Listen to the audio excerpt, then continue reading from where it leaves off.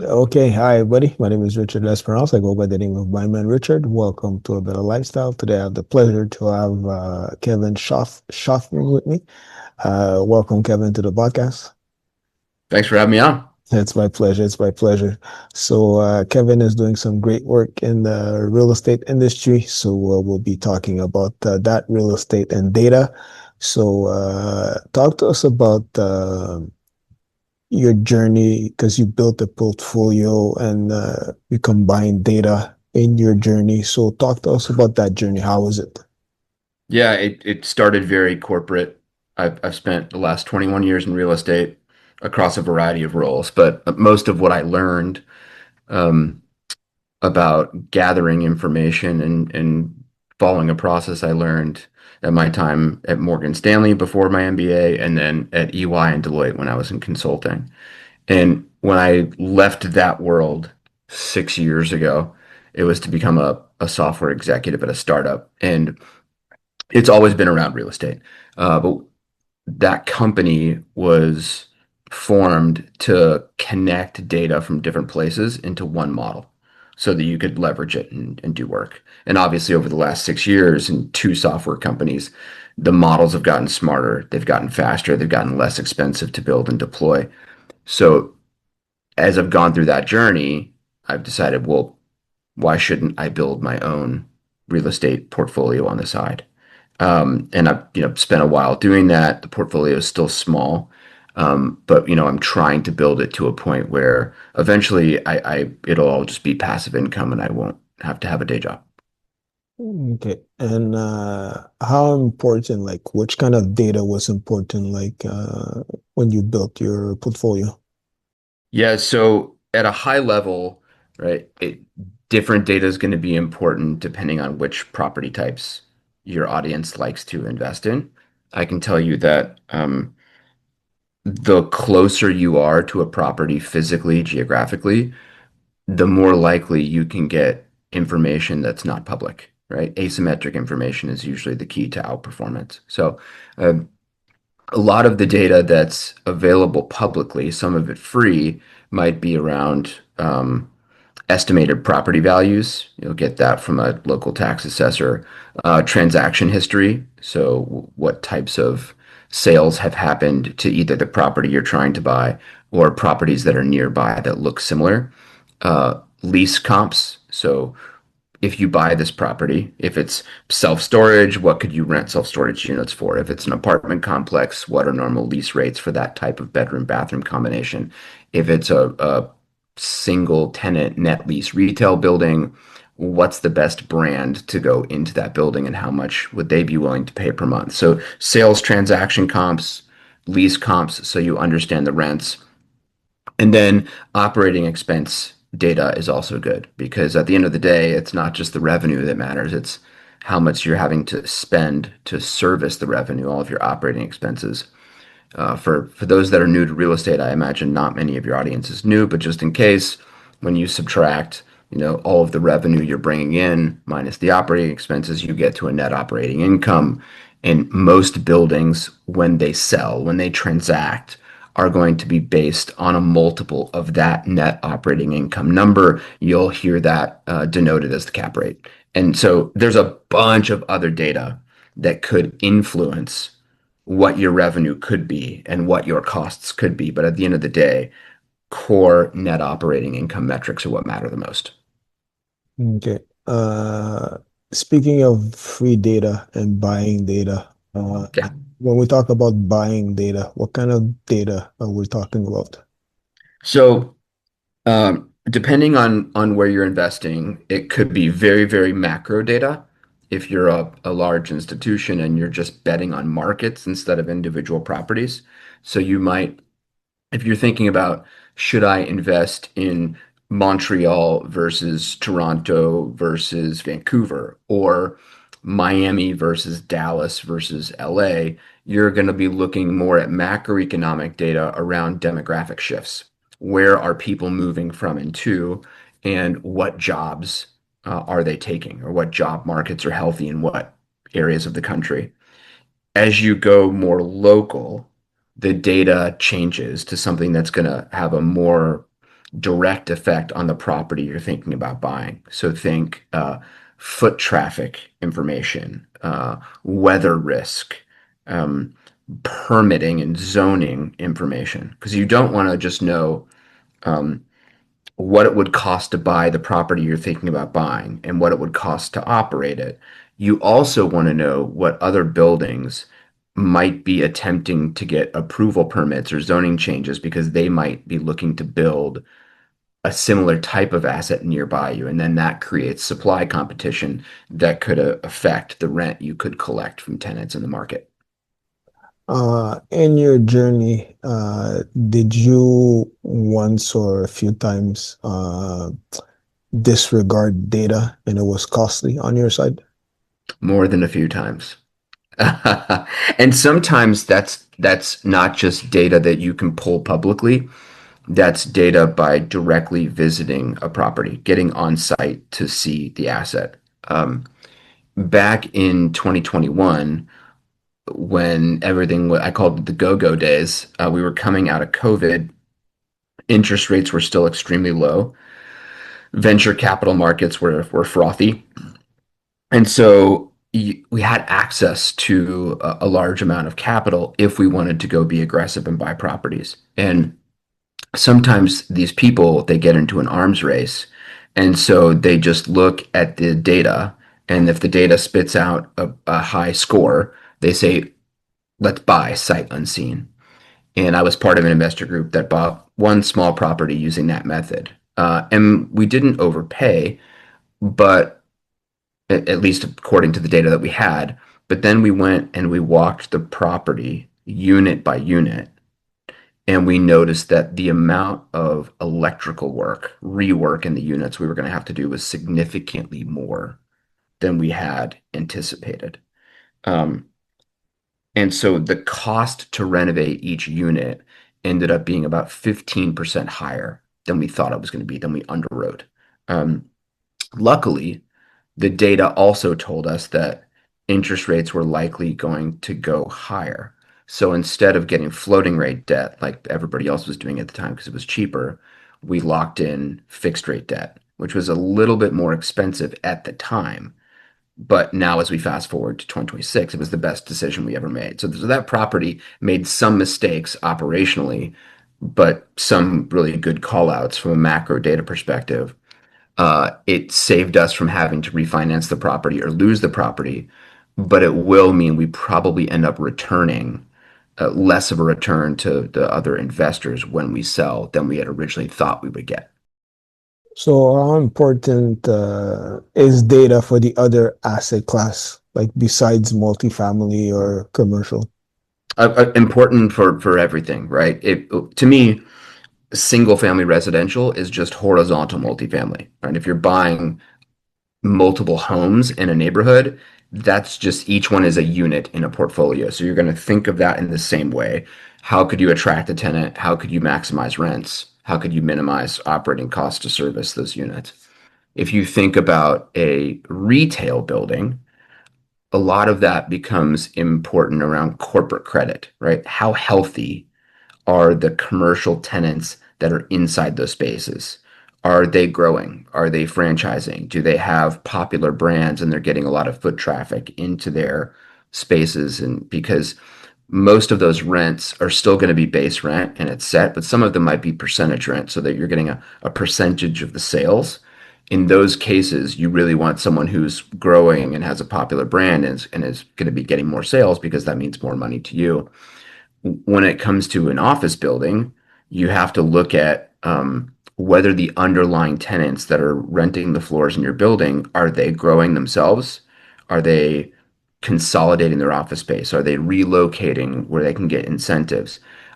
Do they have a lot of active hiring listings? So LinkedIn job postings is another good data set for office buyers because if you know someone is hiring a lot in that area, they're adding employees, people that will come into an office location. They're going to stay there for the long term, and you have more protection on a lease versus someone who maybe is conducting layoffs, and then therefore they might be consolidating their office space.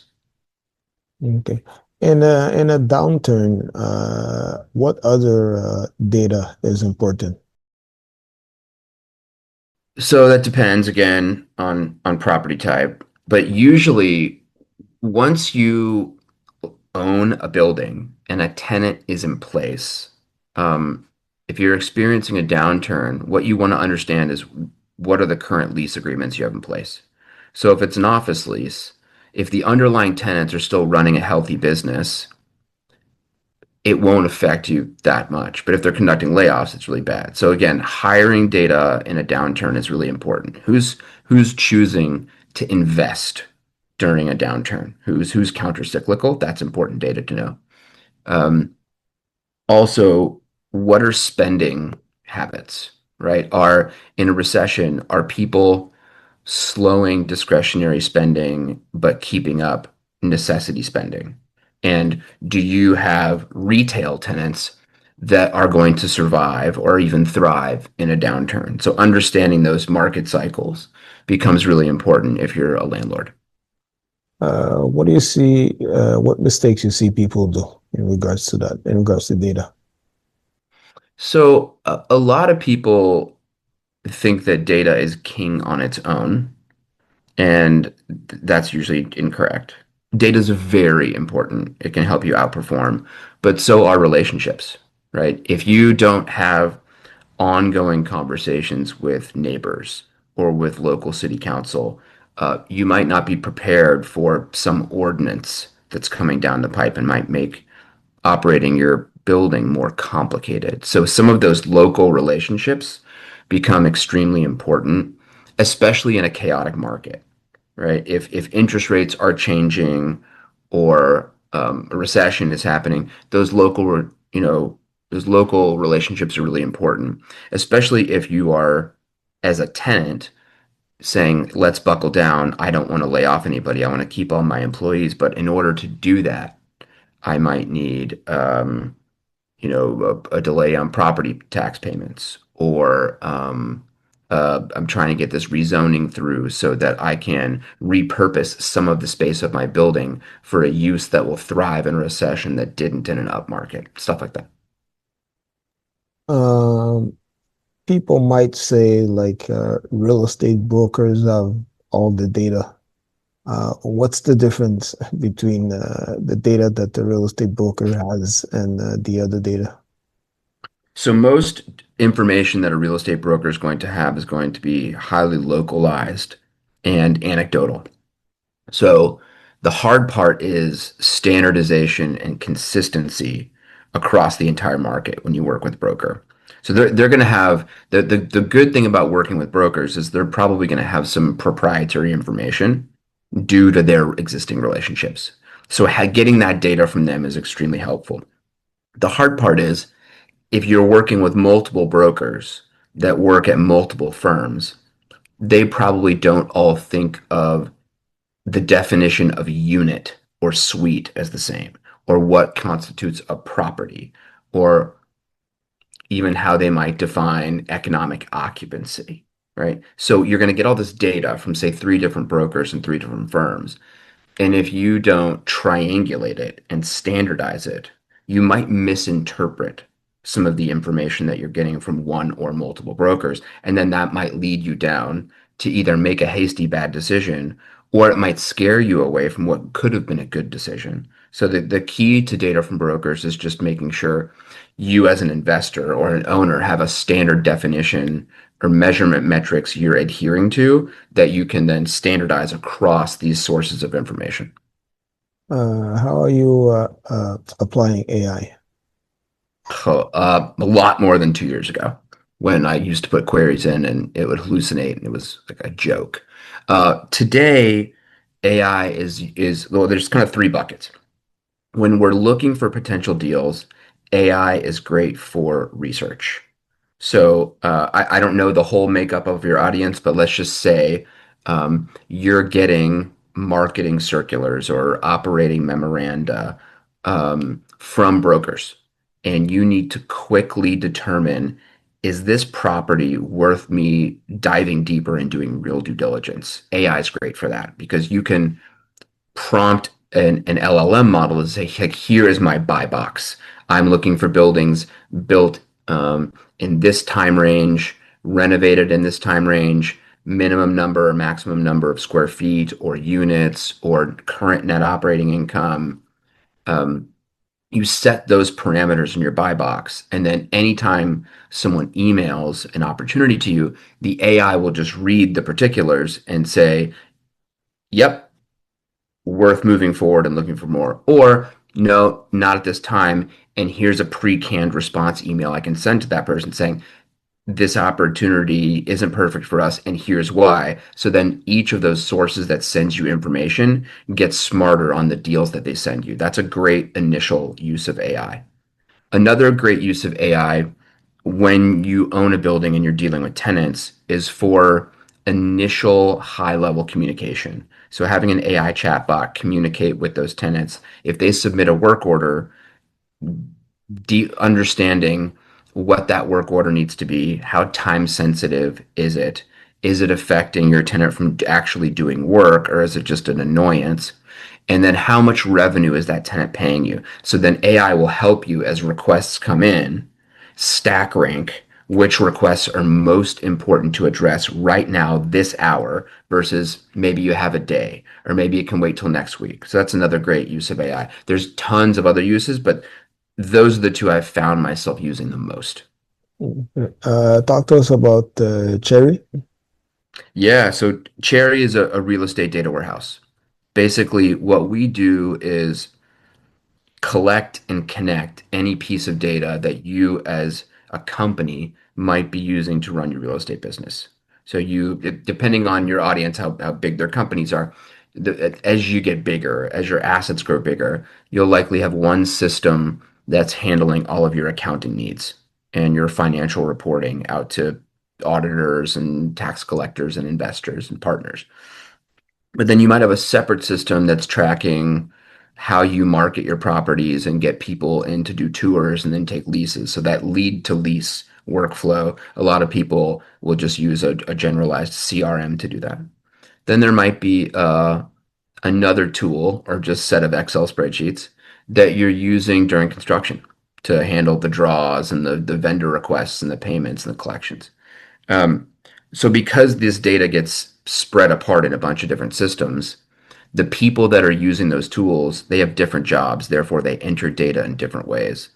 And then when it's time to consolidate it together for reporting, that can be problematic. So Cherry's data warehouse and data management platform gets all of that information into one model with some validation rules and some quality checks so that once it's time to visualize all of that data in a dashboard or put together a report for investors or auditors or put AI on top of it to execute workflows and get recommendations, all of that is happening from a clean and trusted data set.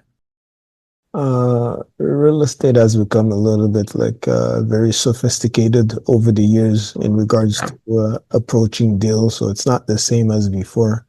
Yeah. What would you say to newcomers in the real estate, going into the real estate in regards to data and the whole industry? So depending on the type of money they have to invest, my advice to newcomers is first to invest a small amount in a property where you're not the general partner. You're not responsible for doing all of the work day to day. And then asking a lot of questions about the reports that come back to you on how the property's performing so that you'll learn what information is important and what information is distraction. Uh, then the next step is usually to be a part of a group that buys a property directly. Once you start getting your hands dirty, you learn a lot. Might lose some money, but the learning is super valuable. Uh, and as you're thinking about where to invest, what types of buildings to invest in, I'm a big believer in what I would call emerging niches. So there's tons of capital, institutional, intelligent, sophisticated capital chasing what I would call the normal sectors of real estate. So market rate multifamily, net lease retail, commercial office, logistics and industrial, senior housing. But there's all these new categories that are emerging where the institutional money is not playing yet. And if your risk appetite's a little bigger and you're really willing to roll up your sleeves, there's a lot of new emerging categories. That's where a lot of the real estate money is going to be made. Last question. Yeah. How is your experience as a GP and an LP? So as you can imagine, being a software executive and being married with three kids, I don't have a lot of time to directly run properties. So in the self-storage community where we're GPs, we actually have a property manager that we rely on. But having to go and walk the property and hear customer requests and deal with adverse weather events and attempted theft on property, you learn so much on what are seemingly little things, but they can seem chaotic and stressful at the time. It's just like being a GP is just so valuable, but I have found that I'm not making a lot more money as GP than I am as LP if you choose a really good GP operator.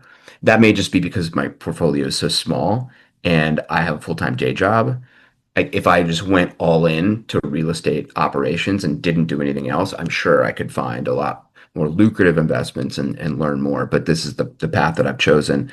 And I guess to that point, to your audience, like there's no perfect or horrible way to do this. You could dive all in and learn a bunch and it'd be great, or you could do it on the side like I have for the last 5 years until you eventually get to the point where you have enough income to then take the jump. Neither method is the perfect or the worst. Just pick what works for you. Where can people learn more about you and follow you? Yeah, find me on LinkedIn. I'm an open book. I love talking to people about my journey there. It's just Kevin Shtofman on LinkedIn.